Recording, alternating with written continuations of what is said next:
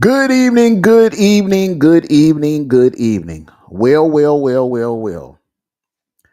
My fellow Georgia Bulldog fans, salute. Welcome. Where is the day after? It's the day after. And hey, listen, I'm feeling what you're feeling. All of you, I'm telling you right now, I'm feeling the same way you all feeling. But one thing we all have to do from today, from this day forward, what we have to do, we have to let it go. I know what you're feeling. I know exactly what you're feeling. Let it go. What happened last night happened. 2024 is gone. It is a new year. It's 2025. New year, new squad, new quarterback, new direction. Now, what I'm going to do one last time, I'm going to go over what I think, in my opinion, happened last night and the reason why the way the game turned out the way it did last night. So everyone get your popcorn ready. This is the Dawg Call.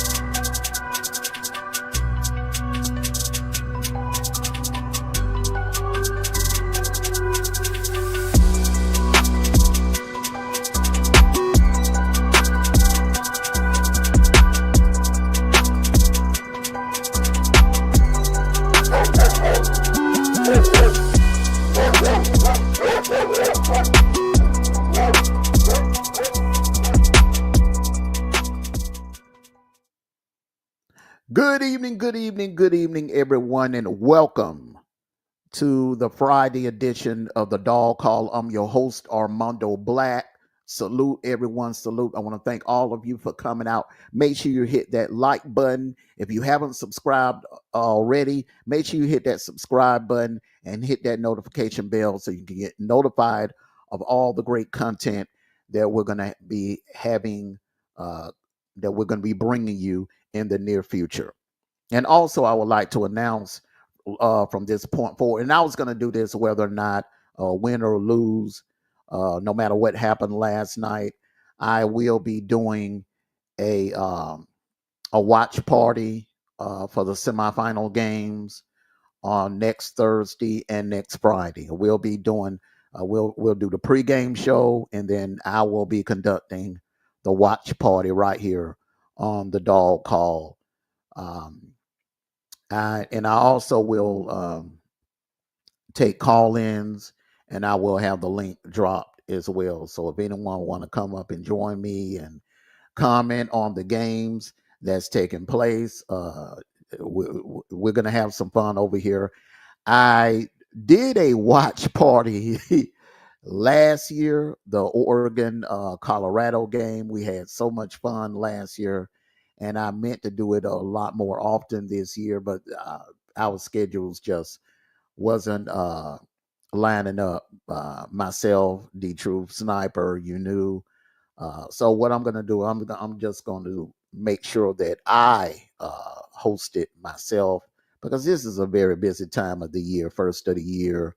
Um, people's work hours change, so it's a lot going on right now. So I'm going to reserve those days to make sure that I'm here with you to conduct the watch party between Penn State, Notre Dame, and definitely Texas and Ohio State. Even though Georgia is not participating in the semifinal games, we're still college football fans. We all love the game of college football, and I'm quite sure I'm not the only one here. And I'm not the only Dogs fan that is looking forward to those matchups as well. So now moving on here, and I'm going to go ahead and I'm going to voice my opinion of exactly what I think what happened last night.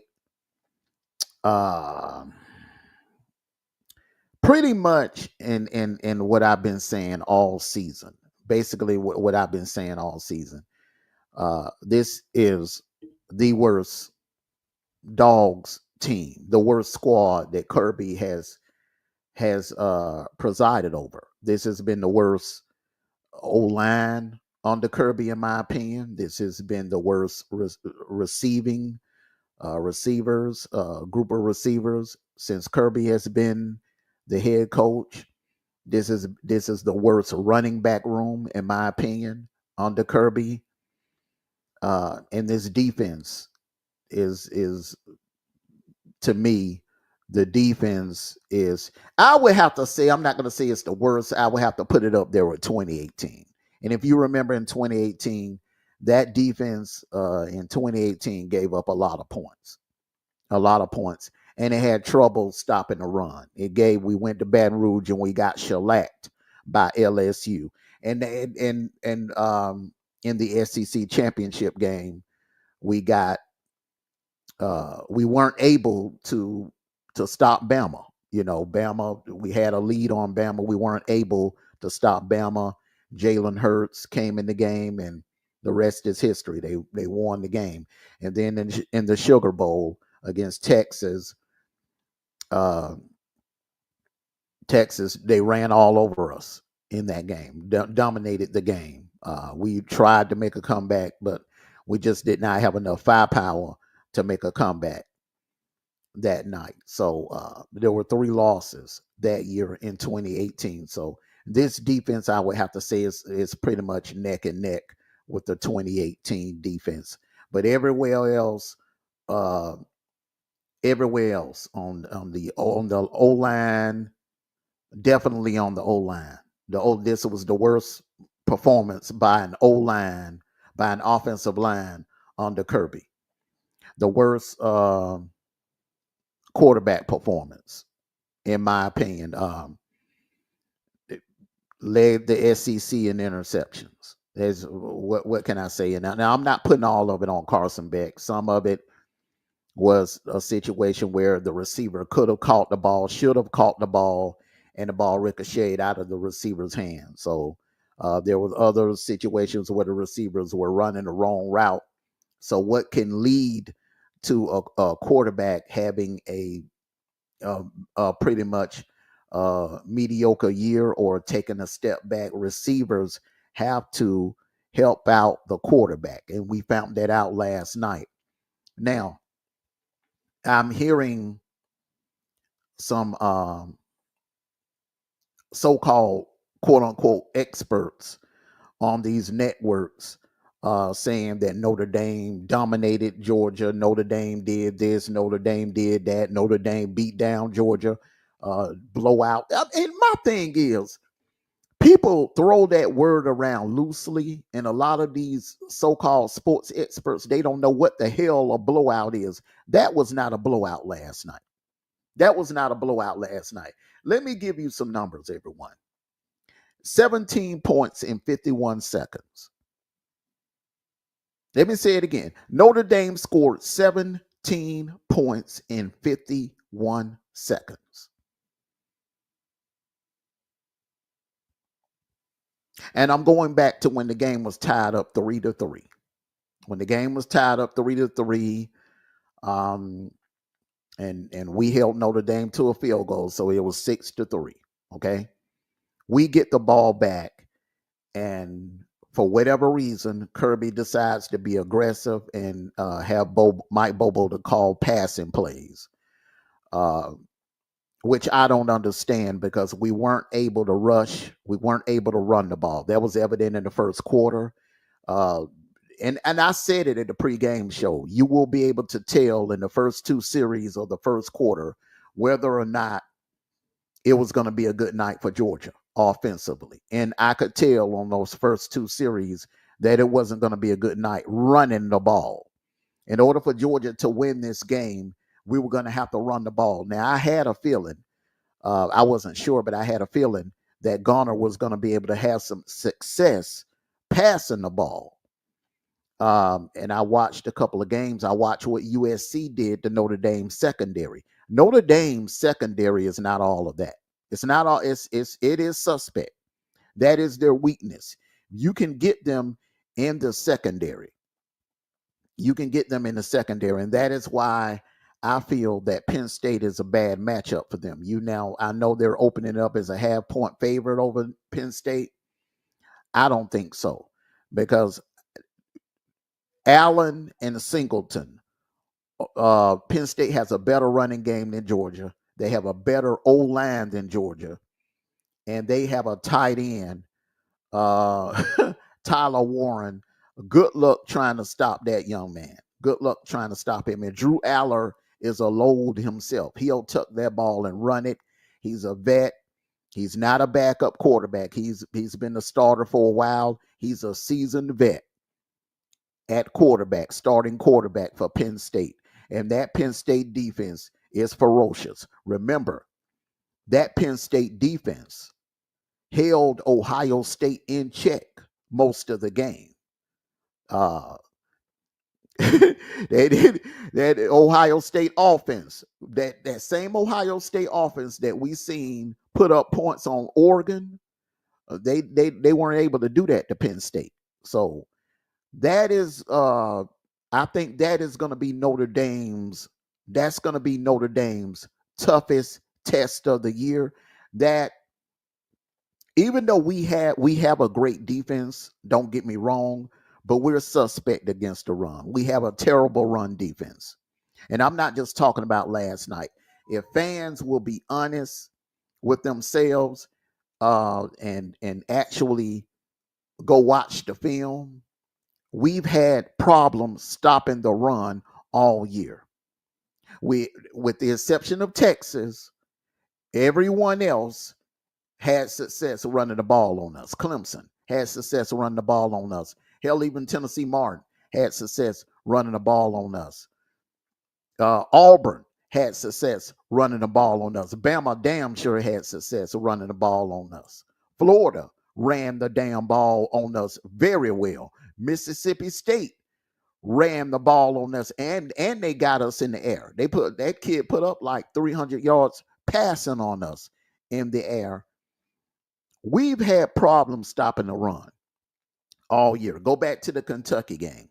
This is why I say this is the worst team under Kirby Smart. That is why I'm so optimistic, because Kirby is listening and he's hearing everything that's being said about him today. He's hearing all the critique, all the nastiness, all the hating. Because remember, in my opinion, I already feel like the man is the most disrespected head coach in college football.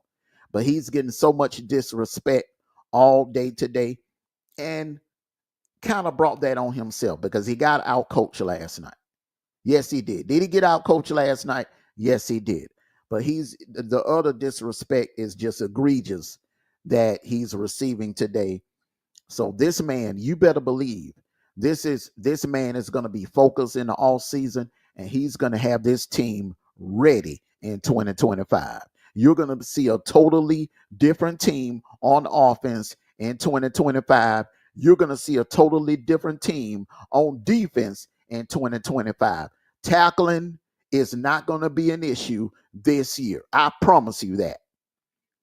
That defense is going to be playing on a hell of another level, a whole nother level. When I think about what happened last night, it takes me back to the 2019 SEC championship game. When we came in, we were playing LSU, and we were hoping, we had high hopes that we could beat LSU or get out of there with a win. And hoping that LSU, Joe Burrows could throw some interceptions, or maybe some weird things could happen and we could win the game. But the reality of it was LSU was just a better team. It was just a better team that night. Do I think Notre Dame was a better team last night? No, I don't. I don't think Notre Dame is a better team than my Georgia Bulldogs. It's just that Notre Dame was just better last night, much like Bama back in September. And I said it, and I've been consistent. I said we're a hell of a better team than Bama. It's just that on that night, Bama was just better. And that can happen sometimes. That happens sometime in football, basketball, in any sport, really. Boxing, you name it. Sometimes you can go in as the better opponent, but that your opponent may just be better on that day or better that night. And Notre Dame was just better last night. A lot of things that we got away with this year, we didn't get away with last night. The missed tackles toward the end of the game that killed us. We weren't able to stop the run. We knew they weren't going to do anything but run. We knew they weren't going to pass the ball. And we were missing tackles. Special teams, the most simplest thing that you should be able to do in football, in my opinion. I mean, when I played football, I also played special teams. And it's fundamental. Tackling.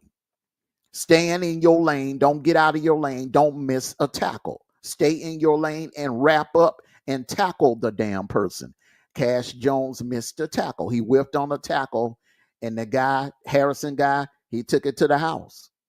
A Marshall transfer. Let me say it again now. A Marshall transfer. A transfer from Marshall University. Not a 5-star. Not a guy that Marcus Freeman got from LSU or Bama or Georgia. That was a 5-star and no, it was a kid from the G5 that played for Marshall. Kid just wanted a chance to play in the big leagues. He was hungry. And Marcus Freeman brought him in. And the kid has turned out to be an asset for Notre Dame. Now, I'm also hearing a few Dawgcasters. I was here last night. I went in and watched a couple of Dawgcasters, UGA podcasters. And a couple of them were saying, well, Garner is not the guy. Garner is not the guy. Evidently, I don't know what the hell game they were watching, but I'm big on numbers and receipts, so I have some right here. So, Garner Stockton. If someone would have told me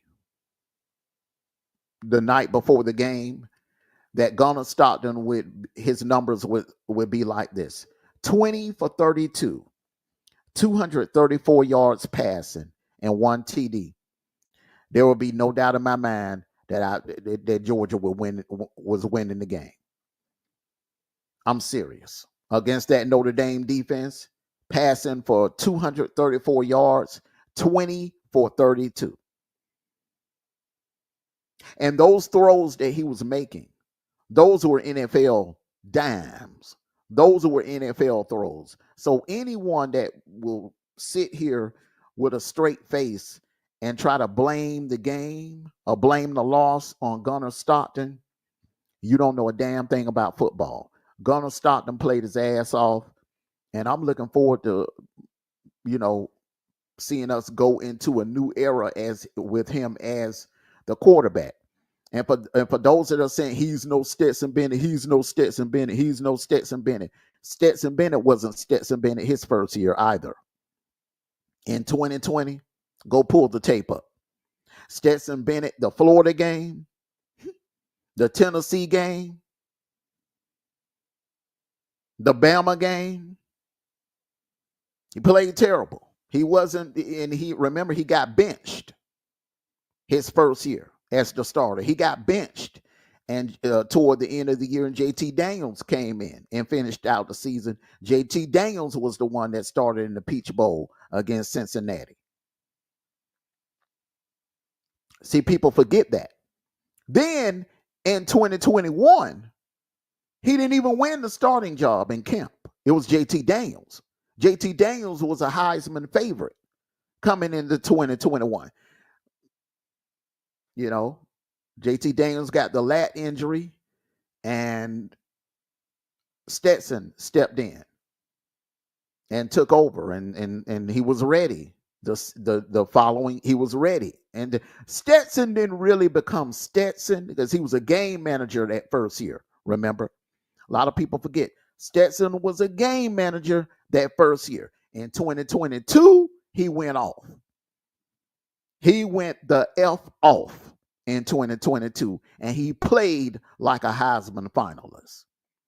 But a lot of people saying, "Oh, Garner ain't on the level of Stetson." Of course not. Last night was his first start. His first time playing 60 minutes as a starter in college football. And he did it on one of the biggest stages. In a quarterfinal playoff game in the Sugar Bowl in front of millions. And he put up these kind of numbers. 20 for 32, 234 yards, 1 touchdown. No interceptions. First start ever in college football. He's the first quarterback to ever begin his career in the playoffs, in a playoff game. Now, as far as the strip sack, that was not on him. That was on Monroe Freeling. I don't know what Kirby is going to do, but that left tackle, and now it's time to talk about solutions. Solutions moving forward. First things first, find a damn left tackle. I don't care if you have to go in the portal and get a damn good left tackle, or go in the portal, get a lineman, and turn him into a left tackle. Get a left tackle. Get somebody that's going to be able to hold a block for at least 2 to 3 seconds. Because if that kid could get an extra 2 to 3 seconds, he could carve any defense up in the nation. Need a left tackle.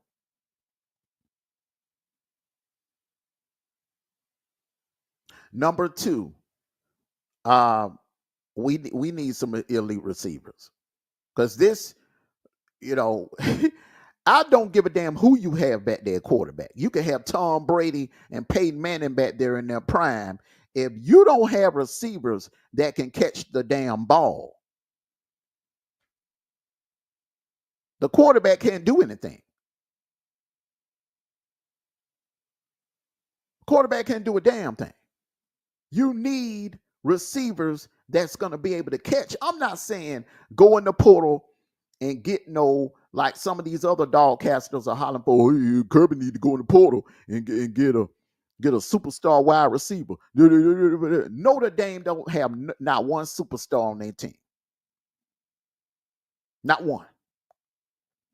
Penn State only has one superstar on their team. That's Tyler Warren. Ohio State, to me, in my opinion, there's only 2 superstars on their team. That's Abuka and Jeremiah Smith. On offense. And then on defense, Caleb Downs. Everyone else is average to good. But I'm talking about elite superstars. Texas, Good, good players. No elite superstars that just stand out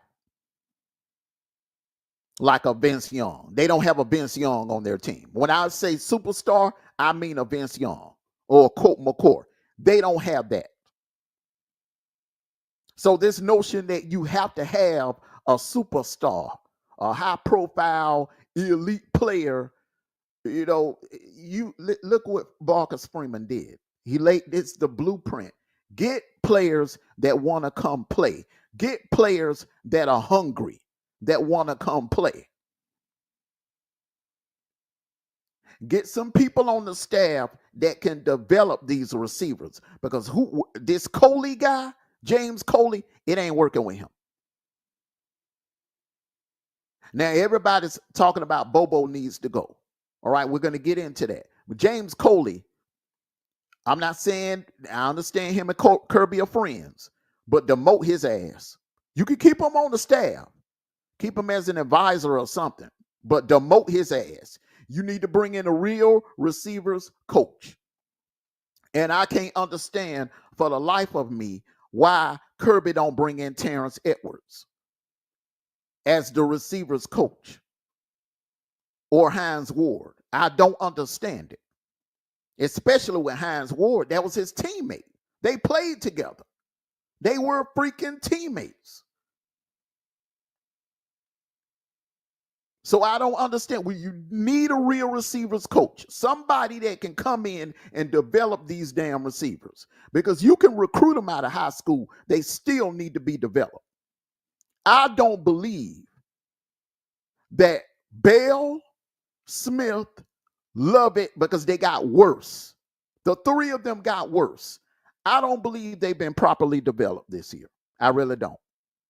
And that falls under Coley because he's the receivers coach. Now, as far as Mike Bobo, I know what I said last night. We're not going to win a national title with Bobo. With Bobo, I would like to run it back one more time with Bobo. And here's why. You can't blame the injuries on Bobo. You can't blame the suspensions on Bobo. We can't blame Bobo for what Ra Thomas did. We can't blame Mike Bobo for what happened with Kobe Young. We can't blame Mike Bobo. It ain't Mike Bobo's fault that these receivers can't catch the damn ball. And these are not 50-50 balls that they're dropping. They're dropping wide open passes. The balls that Dylan Bell dropped last night, that was freaking pathetic. Pathetic. Nobody was around him. Wide open. Had he caught that ball, he could have walked right on into the end zone. Now, what I don't understand for the life of me, as hard as it's been for Arian Smith to be consistent, now that the kid is finally starting to catch the ball, you don't want to throw the ball to him? Arian Smith didn't drop nothing last night, but he only got two balls thrown his way. And he was getting separation. Only got 2 balls thrown his way.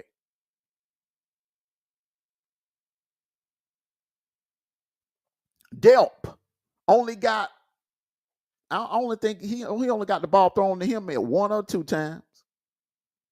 That Notre Dame secondary is not that damn good. They're not on the level of Texas.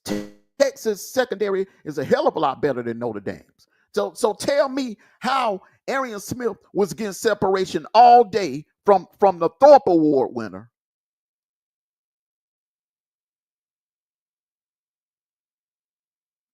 but he wasn't getting separation from the Notre Dame DB last night. I don't buy that. I don't buy that at all. I think the game plan, the strategy. Yes, Arian Smith dropped some balls, but we knew going into last night, he's the only one that was able to get separation. And when he caught that first long pass, he built confidence. I would have fed Arian Smith the ball. He would have been my go-to guy. Because when Arian Smith is on, when he's catching the ball, he's unstoppable.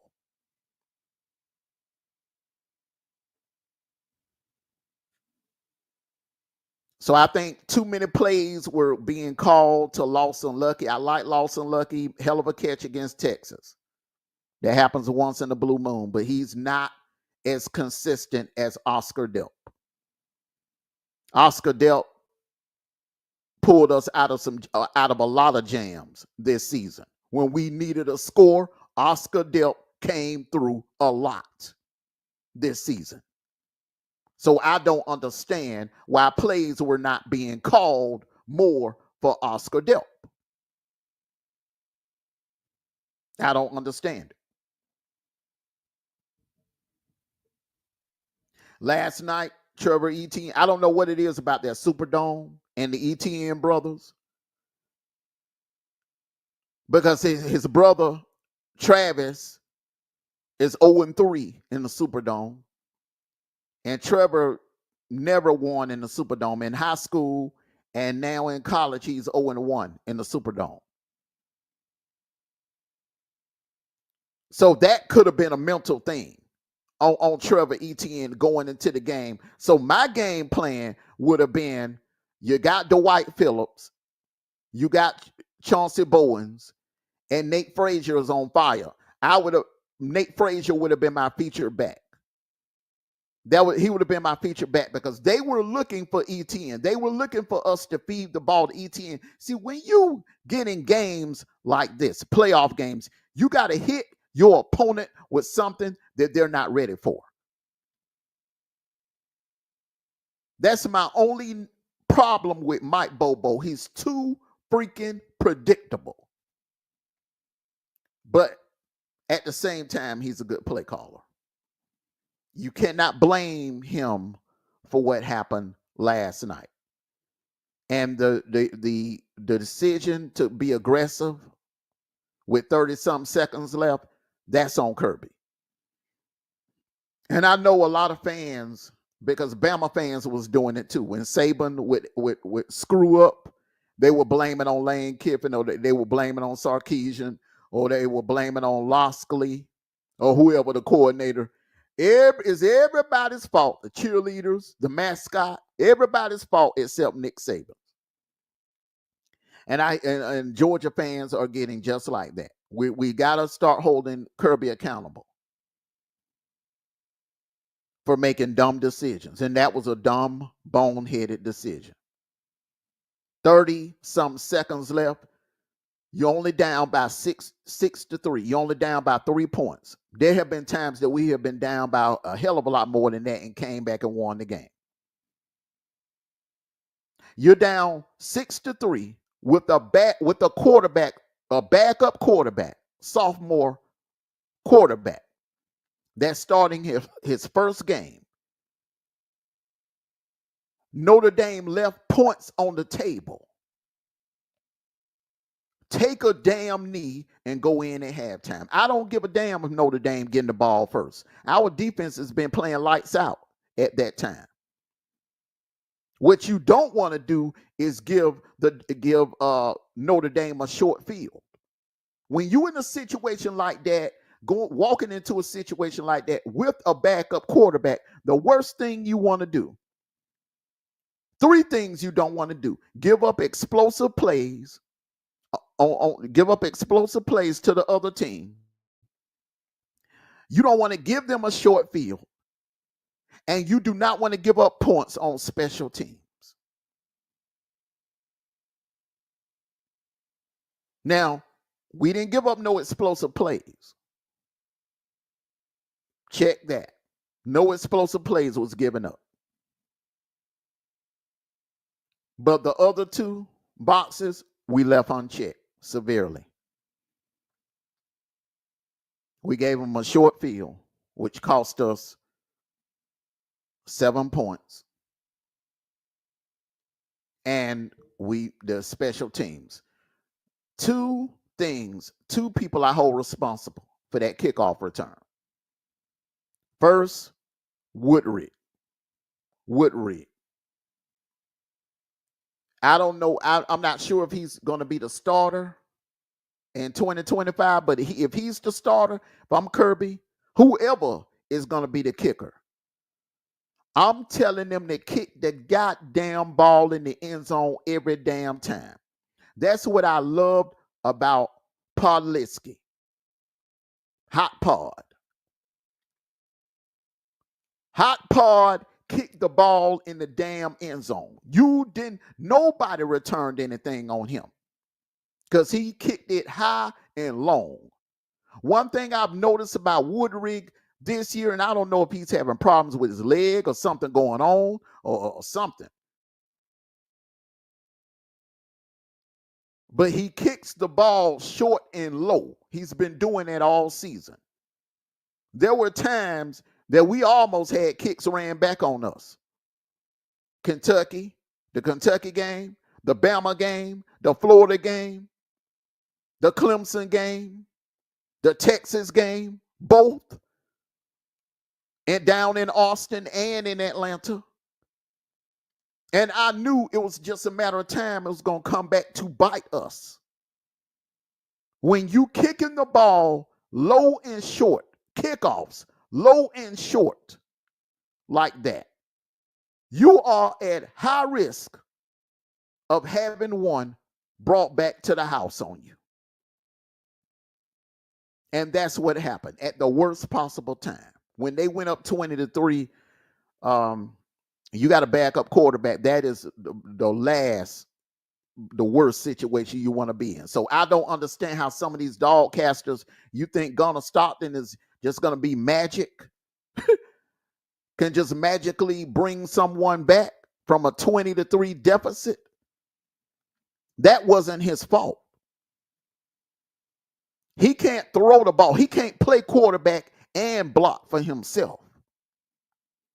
The man didn't have help. The kid didn't have help. Freeling was getting his ass put in the damn Superdome turf the entire night.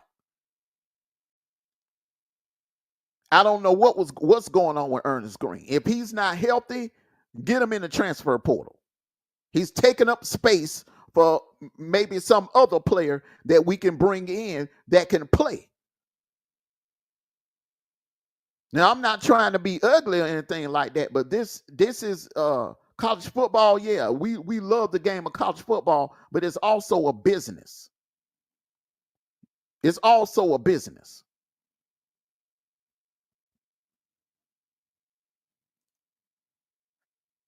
Now, I like the idea of lining Truss up on the left side. When they brought Truss in, line Truss up on the left side and put Ernest Green on the right side, man, Gunner came out, and that's when we got that touchdown.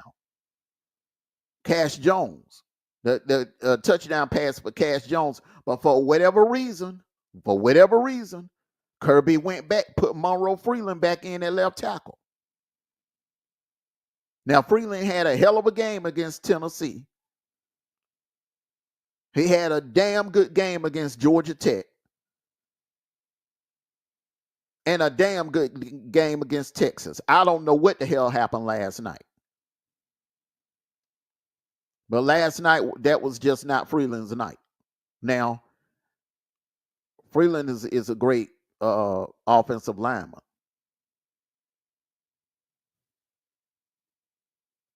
And the same thing I'm saying about Bobo, maybe we need to do the same thing with Freeland. Running back, let's see, maybe he'll improve over the summer and in camp. There's always room for improvement. That part is very true. Because that 2020 team had a lot of flaws. That 2020 Georgia team that played Arkansas and was trailing with 5-0 at halftime. that UGA team the following year looked invincible en route to a national title. So don't poo-poo on the fact that this team can improve and come back this year elite. Now, as far as this transfer portal business, uh, no prima donnas, no prima donnas, no prima donnas, no players with pre-existing baggage. We need to get kids here that are hungry and want to play. The Branch kid out there in USC, I don't know about him, but the Dane Key guy, he wants to play. He wants to play. I don't know if anyone has signed him yet or not. I haven't heard anything, but there are several guys in the portal. And like I said, well, you don't have to look for the prima donnas. You don't have to look for the 5 stars, the high profile names. You could get some out of the G5, out of the FCS, guys that are hungry, that want to play. You could go get some of those guys from JUCO. Remember the last guy we got from JUCO? We won 2 natties with him as the starting head coach, as the starting quarterback.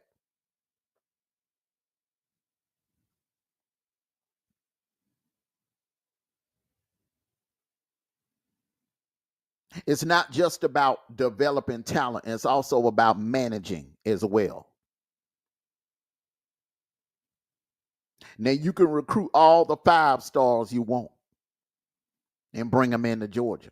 But if you do not play them, if you do not manage them right, if they feel like they're being mismanaged, they will leave. They will leave and go elsewhere, go to Florida or go to Ole Miss or go to Auburn or hell, go to Notre Dame or Ohio State or Penn State. They will transfer. We are in a different era of college football, unfortunately. The way of doing things 10 years ago is different. The game has changed. These kids are not going to sit on the bench for 2-3 years and collect dust. What Carson Beck did for us, you won't see that happen no time soon anymore. These quarterbacks that are like high profile quarterbacks, 4 or 5 star quarterbacks, they're not sitting on the bench for no 3-4 years. That ain't happening anymore. If they're not playing by year 2, they're gone. So right now, it's not just about development, it's about managing them. And that's something that Kirby has to get a little better at. As great as he is, and I still believe, in my opinion, I still call him the greatest coach, college football coach right now in the game.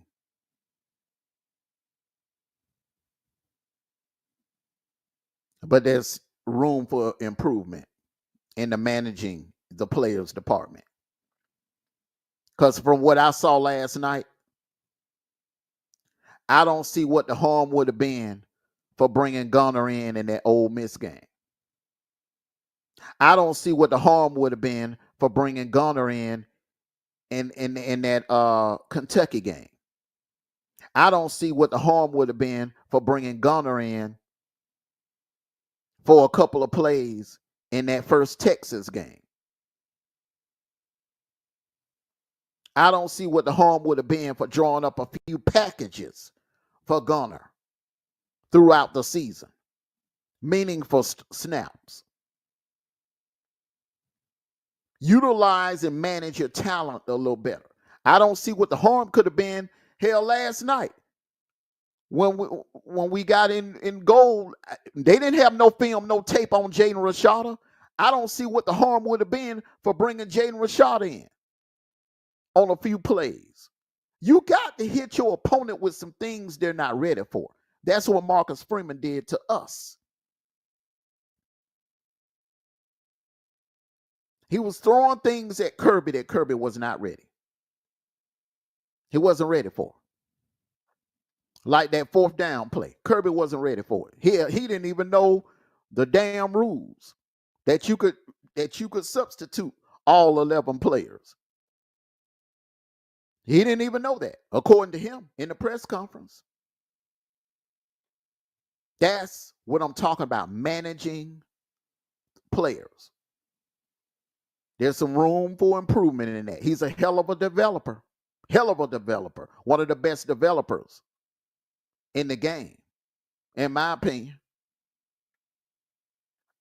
But when it comes to managing the quarterbacks, managing the players, managing the receiver room, managing the running back room, he needs to improve on that. If he wants to win some more national titles, his managing skills is going to have to improve. Because right now, to be honest with you, Kirby should have more than 2 national titles.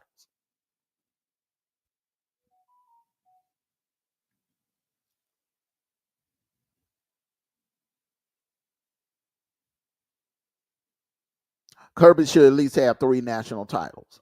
And I'll give you a perfect example. 2017, Malcolm Parrish cost us that play on 2nd and 26. Malcolm Parrish was getting cooked the entire night by those tired receivers. He was getting cooked the entire night. He was getting cooked all season.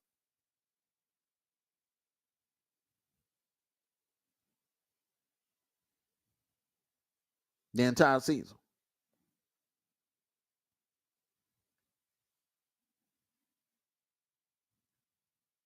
And I remember telling one of my friends, we was watching a game together. I was like, look, man, he gonna end up costing us at the end. He got cooked in that one loss we had against Auburn in the regular season. He got cooked. Slayton was killing him in that game. But little did we all know that we had a DB, a hell of a better DB, sitting on the damn bench collecting dust named Eric Stokes. Eric Stokes, there's no way anybody can convince me. Had Eric Stokes would have been in the game covering Devontae Smith on that 2nd and 26, no one can convince me that Eric Stokes would have gave up that touchdown the way Malcolm Parrish did. But Kirby had him out there because Malcolm Parrish was a senior. Seniority, loyalty. Trying to please a player was more important than putting in the best player. And that's something that Kirby has to get out of. He has to get out of that. That's the only difference between him and Nick Saban. Nick Saban managed and ran them teams like a corporation. If you aren't performing, and you know how it is in corporate America, if you ain't performing,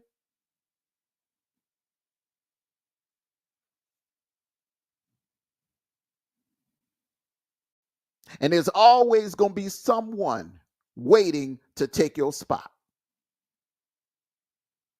But the thing about Kirby, he lets these players screw up, get to feeling comfortable. When a player feel comfortable and there's no one pushing them for their position, they will screw up and drop passes that they have no business dropping.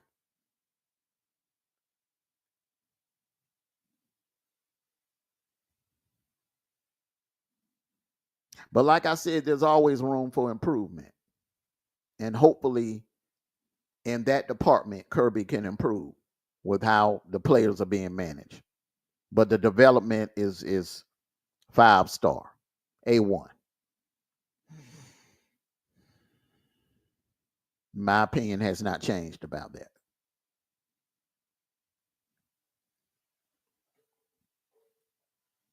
The running back situation has to be figured out. Now, I'm very excited about Nate Frazier. Very excited. Kirby is going to have to put an O-line, a real O-line. This O-line in 2024 was the most overhyped O-line that I've ever seen in my lifetime as a UGA fan.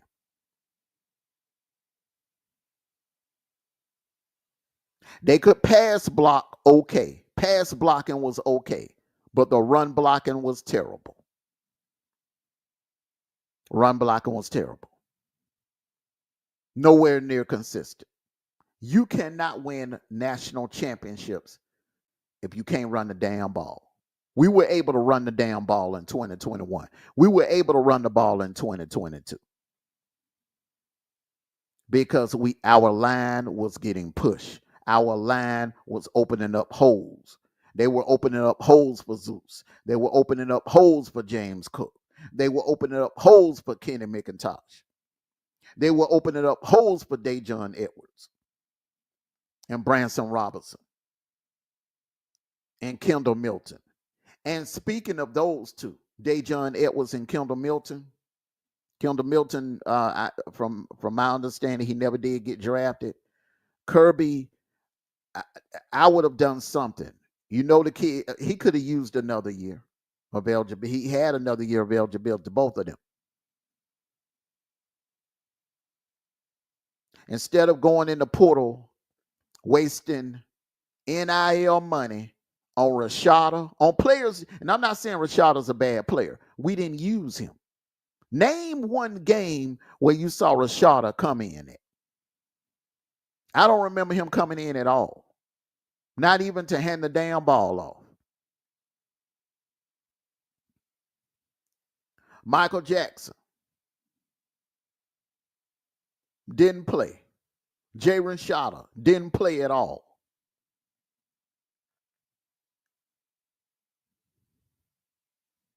Kobe Young played what 3 or 4 games?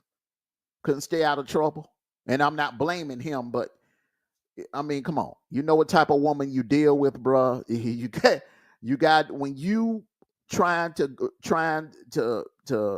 get a football career, the women that you surround yourself with is very important.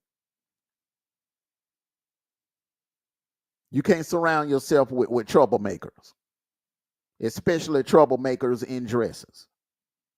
They will destroy your life and your career.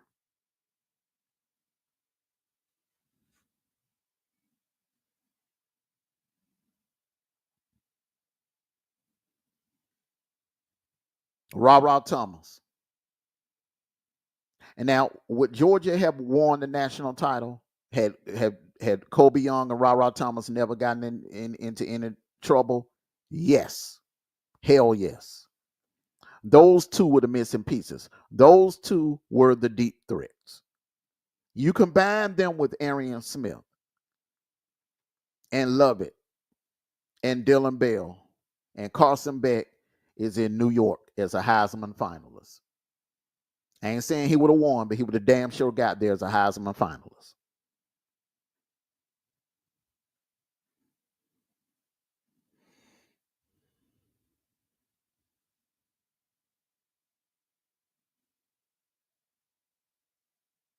So, um,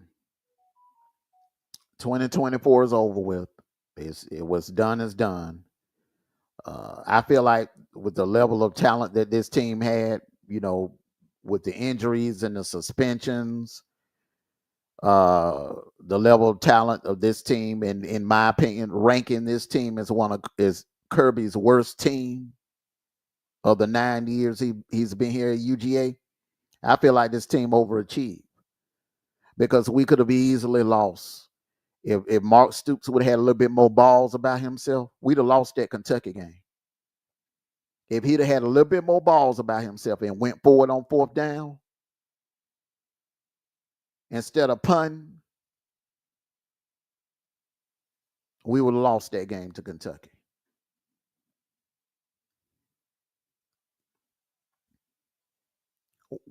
We don't know what would have happened if DJ Lagway wouldn't have got hurt.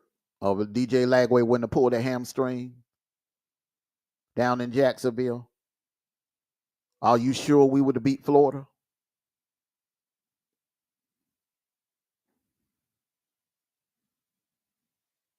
Here's the one game that I knew we were not a national championship team. The way we allowed UMass to run all over our defense. UMass had over 200 yards rushing on our defense. UMass. UMass was one of the worst rushing teams in the nation, but they put over 200 yards rushing on our defense. The same UMass team that just fired their head coach during the week, they were down to their third string quarterback and their third string running back. And they come out that day come in Sanford Stadium in our backyard and put up 200 yards rushing on us. Drove the ball down the field on the first series like it was nothing and ran all over our defense early in the first quarter. When that happened, I knew right then and there. Watching that game, that's when I knew. See, it didn't take last night. It didn't take last night for me to realize. I knew in that UMass game. I knew right then and there. That's when the reality hit me. We're not a national championship team. Somebody's going to catch us slipping. Somebody is going to catch us our luck is going to run out. Just to be honest with you, in Atlanta against Texas, that was more about Texas shooting their own selves in the foot, and Sarkisian not being aggressive. Sarkisian is not an aggressive coach. He kind of coaches not to lose instead of coaching to win. And that played to our advantage. And that's how we were able to win. Last night, Marcus Freeman was coaching to win. 4th and 4, 4th and 3, anything less than 4th and 5, he went for it. He didn't give a damn. Some he made, some he didn't make because he had that much confidence in his defense. And plus, hell, it's the playoffs. And when it comes to the playoffs, that's an elimination game. In an elimination game, there is no tomorrow if you lose. There is nowhere we'll practice and get better and come back next week. No, that's it. You got to leave it all out on the field, and that's something we did not do, and that's something that our coaching staff did not do. They did not leave it out all on the field. And neither did that O-line. That O-line was terrible. Notre Dame O-line came to play. Notre Dame had 154 yards rushing on the ground. We had 64 yards rushing on the ground. That's with Gunner, Frazier, and ETN combined.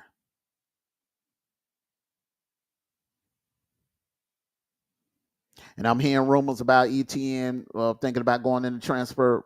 I wouldn't lose any sleep. I wouldn't cry about it. And I like the kid. I really do. But he's not Travis. It's time for us to really realize this. It's time for us to be honest. It's time for us to be honest. He's not Travis. He's not his brother. He's not on that level. He's not consistent. Not. Frazier is that dude. Frazier is him. Frazier is him. But ETN is not that guy. And it's high time that we start being honest with ourselves. So if he decides to go in transfer report, I would not lose a lick of sleep over.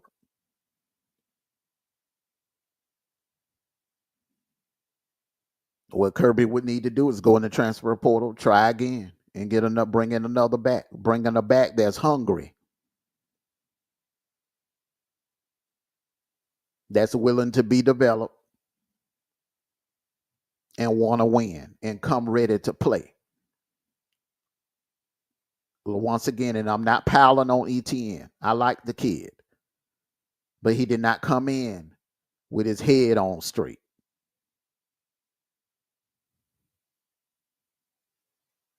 He came in thinking about partying and drinking.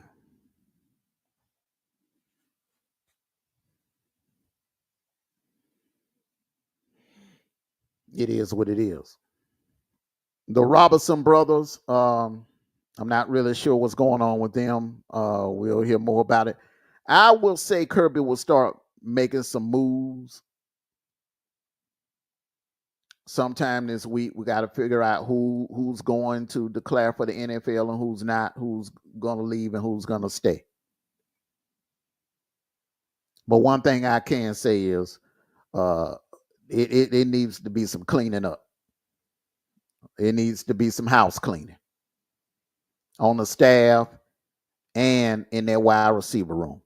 If guys want to look, there's no way in hell, that I'm wasting another dime of NIL money on receivers that can't catch the damn ball. There's no way in hell. They can jump their asses in the transfer portal and go drop the ball at another school. But we need to get some damn receivers that when Gunner throws the ball to them and it hits their hand, that they will catch the damn ball. That's what we need. We need some receivers that can go up and get 50-50 balls. That's what we need. And they're not impossible to get. We've been getting them. We've been getting them up until this year. Because last year, McConkey on a 50-50 ball, he got it. Rosemy on a 50-50 ball, he got it. There's another receiver that we let go, that we should have never let go, that we should have kept, paid him whatever the hell he wanted. Jackson Meeks. I told everybody that kid was going to be special. He's up at Syracuse breaking records, breaking school records up at Syracuse. Do you know how much better? Can you imagine how much better our offense would be had we kept Jackson Meeks? And for those of you fans that's stuck in your old ways and saying, well, we don't need to be paying players. We don't need to be paying. We don't need to be doing this. We don't need to be doing that. See, y'all fans, y'all are the type of fans that get on my nerves. You want to win SEC titles. You want to win national titles, but you don't want to do the necessary things. You don't want to make the sacrifices in order to make it happen. Elite players don't grow on trees anymore. These elite players, you can't just walk in their living rooms and say, hey, you can come to UGA, University of Georgia, get an education and get a free scholarship and come play football. Them days are gone. Don't work like that anymore. They want money. You got to break bread nowadays.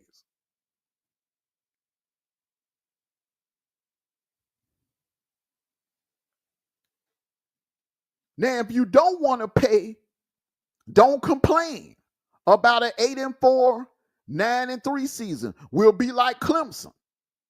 We'll be Clemson 2.0. Win 2 national titles, and that's the ceiling. Go back to being mediocre. 9-3, 8-4. Because that's what's going to happen if we don't get with the program.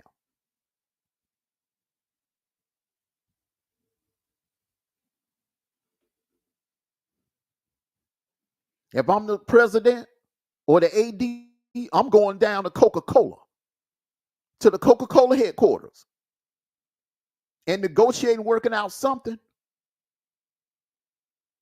I'm getting as many corporations behind the university. Coca-Cola, Delta,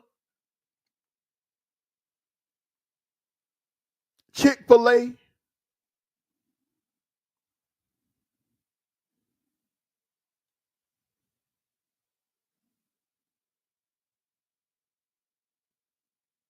You want to win in style,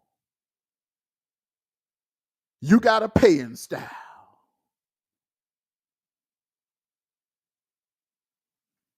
And if any of you think that that doesn't work, look at Ohio State.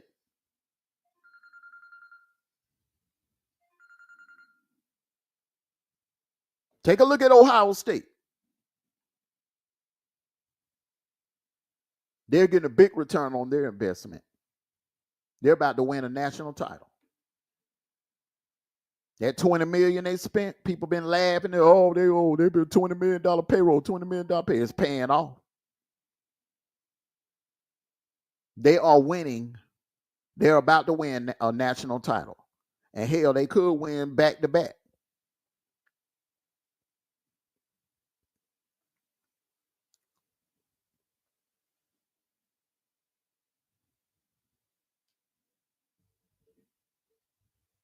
So this label that the media's already trying to put on us, calling us Clemson 2.0, is for a reason.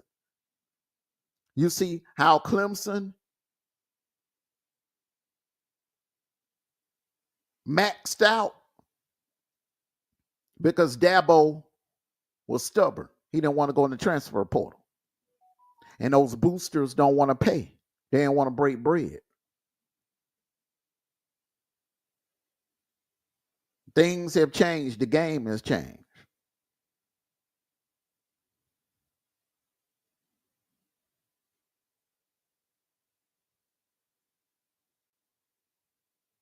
I like the old way of doing business. Don't get me wrong. I like the being able to Kirby go in homes and recruit the best players and get them here and develop them and win conference titles and national titles and not have to worry about spending no money, no NIL or no transfer portal. But those days are gone. There are a lot of things, and that's how life is. The world changes. You got to adapt to the changes. There's a lot of things that has changed that I wish would have never changed. I hate that they took CD players out of cars. I hate the fact that these new cars that they making, they're not putting CD players in them. Now I have to listen to the radio. I have to listen to songs on the radio.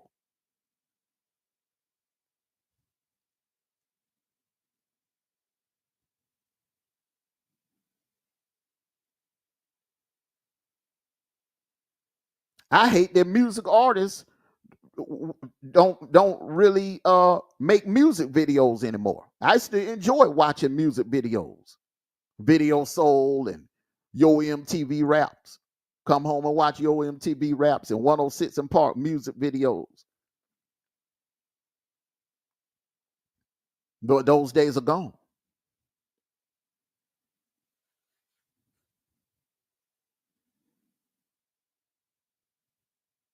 I miss the days of when an artist used to drop a new album. You go down to Blockbuster and get a CD. But those days are gone. Things have changed. And you have to adapt to the changes.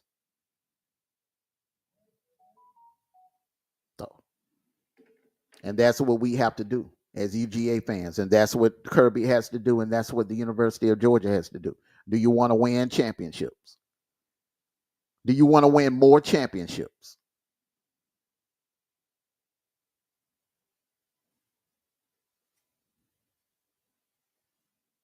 It's going to take this. If you're happy about winning the two and just winning 9 games, 10 games from here on out, don't spend no money.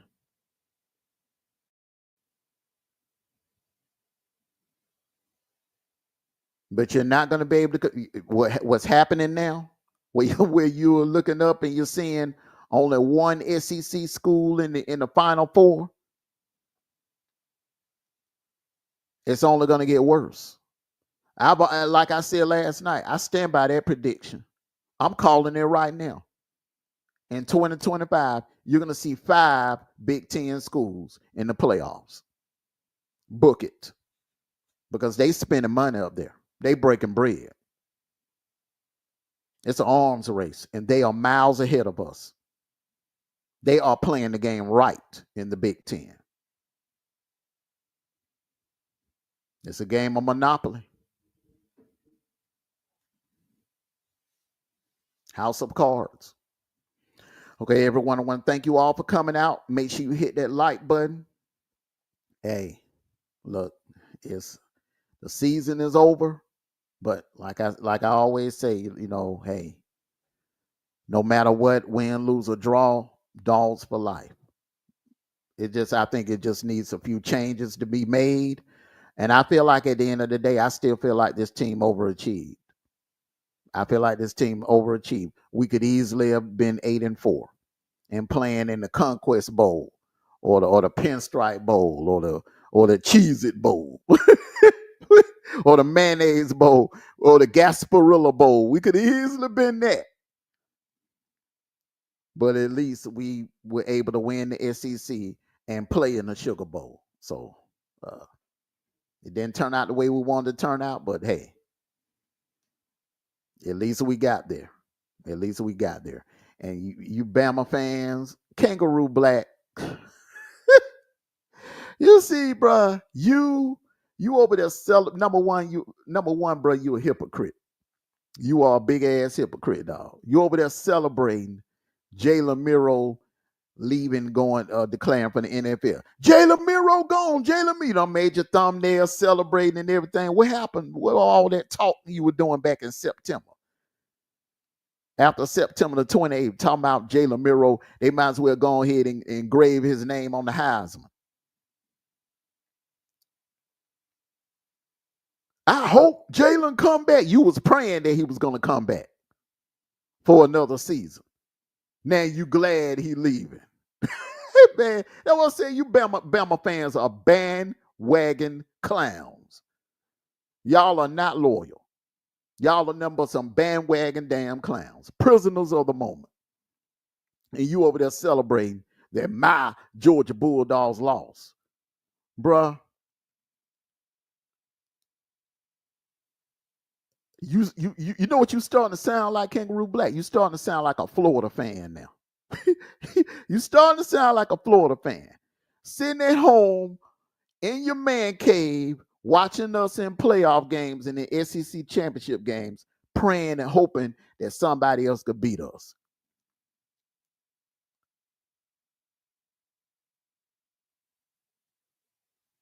And the only thing that Bama achieved this year was September the 28th. That's when y'all played your playoff game.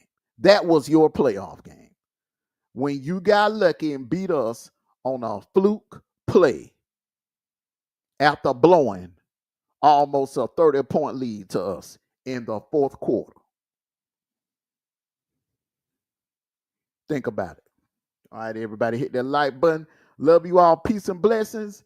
Enjoy the rest of your Friday night. Be safe out there. And until next time, like I always say, everyone, take care of yourselves and each other. And no matter what, win, lose, or draw, for life, to the day I die, it's always going to be Go Dawg! Sick 'em! Woo, woo, woo, woo, woo, woo, woo, woo, woo. Enjoy the rest of your Friday night. This has been the Dawg Call. I'm Armondo Black. Peace and blessings, and I'm out.